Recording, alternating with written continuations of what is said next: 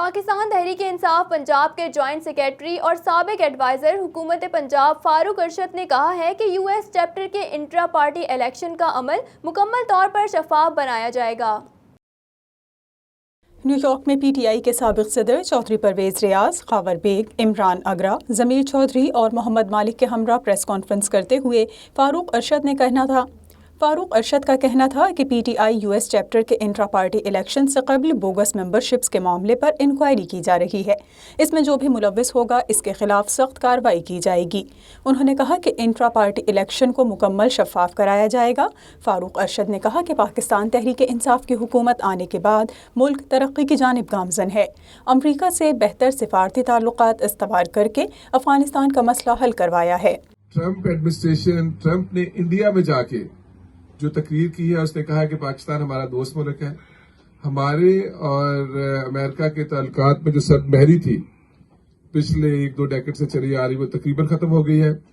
اور اس وقت پاکستان اور امریکہ کے ریلیشن شپ بہت اچھے حالات میں ہے، جو کہ پاکستانی قوم کے لیے، چونکہ امریکہ دنیا کا ایک ورلڈ لیڈر ہے پاکستانی قوم کے لیے، اور جو پاکستانی امریکن یہاں رہتے ہیں ان کے لیے ایک بہت اچھی خبر ہے، اور یہ عمران خان کی فارن فرنٹ پہ بہت بڑی کامیابی ہے۔